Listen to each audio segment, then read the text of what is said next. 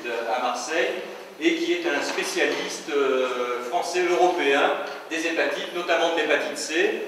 Et donc j'étais content qu'il accepte l'invitation parce que c'est l'une des personnes qui connaît le mieux de cette maladie actuellement. Et comme il le dira, j'imagine, c'est une maladie extrêmement importante en termes de santé publique. Peut-être qu'il nous dira où on va, moi je n'en sais rien, mais le nombre de patients est tout à fait impressionnant. Le nombre de nouveaux patients que l'on diagnostique chacun dans nos hôpitaux tous les jours, en pratique, était absolument impressionnant.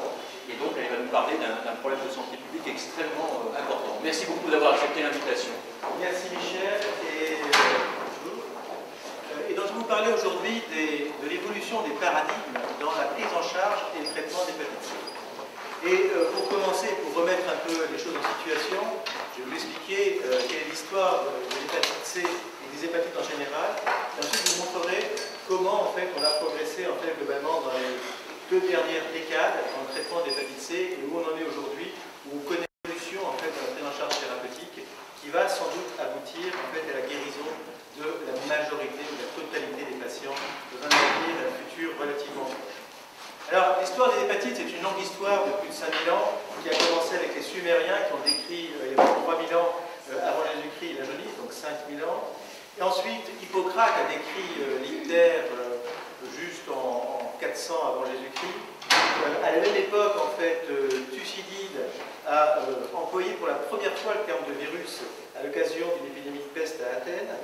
Et puis ensuite, l'histoire s'est prolongée et le caractère épidémique de ces hépatites a été reconnu pour la première fois par Boniface, qui était l'évêque de Mayence, qui, lors d'une épidémie en 751, a en fait isolé les gens qui étaient jaunes, a compris qu'il y avait une notion épidémique dans la transmission de cette maladie. Ensuite, il a fallu attendre le 19e siècle, et en fait, les premières injections, les premières tentatives de vaccinothérapie qui ont été faites en Allemagne pour s'apercevoir qu'en fait, les hépatites pouvaient être liées à une transmission liée au sérum. Et en 1942, on a décrit en fait la première réaction antigène-anticorps dans le sérum d'un patient atteint d'hépatite. Enfin, l'histoire s'est accélérée et en 1947, McCullen a différencié en fait, dans un très beau papier du Lancet ce qui était les hépatites A, urofécales, des hépatites B qui étaient transmises par le sérum. Et puis, en fait, on a découvert le premier virus, et c'est Bloomberg, qui est un hématologue, qui, de façon totalement fortuite, a découvert le virus B dans la fin des années 60.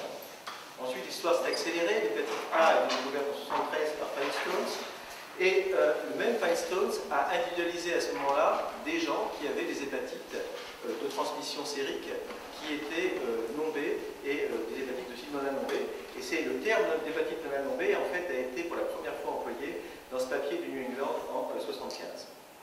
En 1977, Mario Rizzetto a découvert le virus Delta, et puis la découverte du virus C repose en fait sur l'équipe de Coe et de Michael Hutton qui, en 1989, ont caractérisé l'ARN du virus C avec une technique qui a été très originale puisqu'ils sont partis en fait de sérum de chimpanzés infectés par l'hépatite non B, qu'ils ont en fait, dont ils ont extrait l'ARN et l'ADN, ils ont fait interagir avec le sérum de patients atteints d'hépatite non B, et ils ont pu déterminer un clone, et ce clone, on ne sait pas si c'est un clone ARN, qui est en fait encodé pour des protéines qui étaient uniquement retrouvées dans le sérum des patients ayant une hépatite non B. C'est comme ça qu'on a caractérisé le virus de l'hépatite C, et c'est l'un des premiers virus qui a été caractérisé avec ce type de technique. Alors, l'hépatite C, c'est un problème quand même mondial d'importance, puisque globalement, on a entre 2 et 5 millions de nouvelles infections par an. À peu près 300 000 morts par an sont liées directement au virus C. Et globalement, on peut estimer qu'entre 130 et environ 150 millions d'individus dans le monde sont porteurs chroniques du virus C. 150 millions d'individus, il faut le comparer aux 360 millions d'individus porteurs du virus B. Il faut le comparer évidemment aussi aux 50 millions d'individus atteints du VIH. Donc ça donne un peu les échelles en termes de prévalence et d'importance de la maladie. Ce qui veut dire que globalement, dans le monde, un individu sur 40 est chroniquement infecté par l'hépatite C. Et si vous prenez l'hépatite C et l'hépatite B, c'est un individu sur 12 dans le monde qui est soit porteur du virus B, soit atteint d'hépatite C. Donc une maladie qui a quand même une importance considérable. Avec une prévalence dans le monde qui est très variable, avec des pays comme l'Europe occidentale, occidentale, aux États-Unis, qui sont des pays de faible prévalence, dans lequel la prévalence est aux alentours de un peu moins de 1% de la population est atteinte. Et puis vous voyez des pays qui sont fortement concernés, comme l'Égypte. Alors l'Égypte, c'est le meilleur exemple, et le plus bel exemple de contamination nosocomiale au monde, puisque du fait du traitement de la bilharziose par les injections, ils ont contaminé 10 millions d'individus. Et si vous prenez les villages de l'État du Nil, vous avez jusqu'à 50% des individus qui ont entre 40 et 70 ans qui sont porteurs chroniques du virus C. Donc une épidémie qui était considérable et qui maintenant à prendre en charge en termes d'hépatocarcinome et de conséquences de la maladie. Alors, la conséquence de l'hépatite C, comme d'ailleurs des autres hépatites chroniques comme l'hépatite B, c'est évidemment la maladie hépatique qu'elle entraîne. Et cette maladie hépatique va se compliquer de cirrhose et va entraîner à peu près plus de 700 000 décès par an liés à la cirrhose, de cancer du foie, avec plus de 600 000 cancers du foie par an, et globalement, une mort sur 40 dans le monde est complètement liée en fait à une atteinte hépatique. Alors on a du mal en fait ensuite à bien différencier sur les étiologies, mais la cirrhose n'est plus liée uniquement à l'alcool. Maintenant, la cirrhose est liée essentiellement dans le monde au virus et à l'obésité. Il faut savoir que l'obésité, c'est la 3e cause de cirrhose aux États-Unis en ce moment, et que c'est en train de grossir en Europe occidentale. Et que globalement, les gens vont mourir de cirrhose parce qu'ils sont gros, ils ont des virus, ils boivent moins d'alcool. Donc globalement, le poids de l'alcool va être moins important et remplacé par ces deux éléments qui sont considérables. Alors, en termes de traitement d'hépatite C, donc on a découvert l'hépatite en 1989, on a caractérisé le virus, on a commencé à traiter les hépatites non anombées avant. Alors, les premiers essais, ça a été la cyclovir, ça remonte aux années 85, un échec flagrant. Et puis, en 86, Geoff Nagels et son équipe au NIH ont publié la première preuve de concept de l'efficacité de l'interféron recombinant alpha dans le traitement des hépatites non anombées. La première étude randomisée contrôlée a été publiée en New England en 89. Ensuite, le progrès suivant, ça a été la mise en évidence de l'efficacité de la ribavirine. Alors, la ribavirine est un merveilleux produit qui est en fait un immunomodulateur, qui a très peu d'action antivirale, qui a été utilisée au départ comme anti-asthénique au cours d'hépatite C, dont on s'est aperçu qu'elle avait des propriétés potentialisatrices en fait sur l'action de l'interféron. Et donc c'est une découverte purement fortuite. 15 ans après, on n'a toujours pas progressé sur les mécanismes réels d'action de la ribavirine. Il y a toujours plein d'inconnus qui perdurent sur son mécanisme d'action, mais vous allez le voir, elle reste, même maintenant avec les nouvelles molécules, complètement indispensable. Alors ces nouvelles thérapeutiques ont permis progressivement de passer à un taux de guérison. Alors, c'est un virus à ARN. Donc, contrairement au virus B qui est intégré dans le génome de l'hépatocyte des sujets, l'hépatite C est une maladie qui n'a pas de réservoir. Donc, globalement, si vous arrivez à éliminer complètement le virus, vous allez guérir complètement les patients.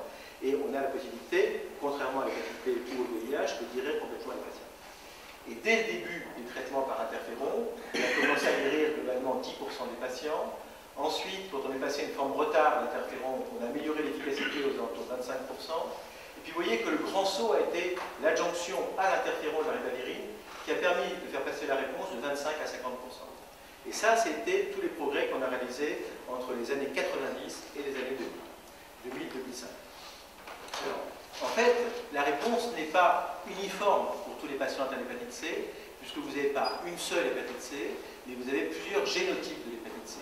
Et ces génotypes, outre d'avoir une répartition mondiale différente, ils ont en fait une réponse au traitement qui est complètement différente.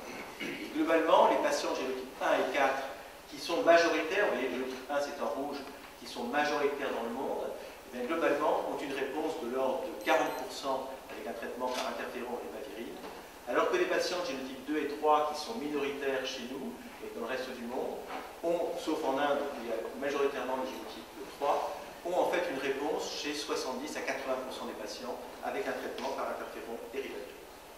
Ces traitements par interféron et ribavirine, c'est des traitements compliqués, puisque c'est une injection par semaine, des prises de médicaments quotidiennes, des durées de traitement qui vont de 6 mois à 1 an. Donc c'est un traitement qui pour l'instant en fait, est largement fait dans les pays occidentaux, aux États-Unis, en Australie, au Canada, au Japon, mais dans tous les pays en fait en voie de développement, où là la prise en charge thérapeutique est pour l'instant assez limitée. Sauf l'Égypte qui a une prise en charge efficace parce qu'il y a un programme spécifique qui a été développé pour ça. Et globalement, en fait, à côté du génotype 1, on a 50 à 70 millions d'individus qui sont affectés par des génotypes non 1, dont on parlera un peu après. Chez le génotype 1, qui était le problème essentiel en Europe et aux États-Unis, globalement, la réponse thérapeutique était assez limitée, aux environs de 40%, lorsqu'on faisait des durées de traitement de 1 an. Alors, progressivement, on a compris qu'on pouvait faire des traitements qui étaient adaptés en fait, à la réponse virologique, et que, en fait, si on déterminait la durée de traitement en fonction de la période à laquelle les gens négativaient leur virus sous traitement, eh bien, en fait, on allait avoir une augmentation de taux de guérison. Et vous voyez, ça c'était fait dans une étude, large étude américaine, dans laquelle vous voyez que si vous négativez votre virus après 2 semaines de traitement, eh bien, vous avez 96% de chance de guérir si vous êtes traité pendant 48 semaines. A l'inverse, si vous négativez votre virus simplement après 24 semaines de traitement, eh bien, vos chances de guérir ne sont que de 44%, c'est-à-dire sont très nettement diminuées. Donc ça a donné naissance à la notion de la durée de traitement adaptée à la réponse thérapeutique, qui a permis, pour les génotypes favorables comme 2 ou 3, d'étudier éventuellement des raccourcissements de traitement, 12-16 semaines, ou éventuellement des allongements de traitement si les patients n'avaient pas de réponse virologique rapide satisfaisante. Et puis chez les patients de génotype 1, qui a donné naissance au concept de traitement prolongé, avec des traitements de 72 semaines pour les gens qui avaient des réponses qui étaient moins bonnes. Et ça nous a permis, dans les années 2000 à 2009-2010, d'améliorer et d'augmenter la réponse thérapeutique. Et globalement, on est passé d'une réponse de 40% aux alentours de 50, 60, 70% dans les centres les plus compétents au niveau de la réponse.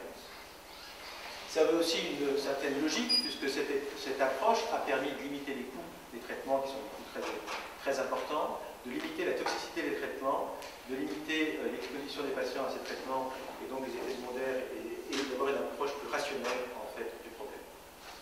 Dans les années en fait, 2000 à 2010, on a aussi progressivement compris quels étaient les facteurs qui étaient associés à une bonne ou à une mauvaise réponse au traitement par interféron régulier. On a d'abord isolé les facteurs viraux, et je vous l'ai expliqué au départ, c'est-à-dire que suivant votre génotype, si vous avez un génotype 1 et 4, votre réponse au traitement va être moins bonne. Si vous avez une charge virale importante, votre réponse va être moins bonne. Si vous avez en fait un certain nombre de mutations sur l'ARN du virus C, vous pouvez avoir aussi un taux de réponse qui est moins bon. Il y a des facteurs viraux, il y a des facteurs qui sont liés à la maladie. Plus vous avez une maladie avancée sur le plan hépatique, moins bonne va être la réponse.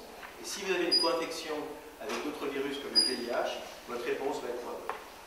Il y a des facteurs qui sont liés au traitement. Si vous faites des traitements trop courts, trop longs, plutôt trop courts, si vous avez des doses de traitement qui sont inadaptées et insuffisantes, ou si vous avez une mauvaise compliance des patients au traitement, et bien à ce moment-là, vous aurez une moins bonne réponse.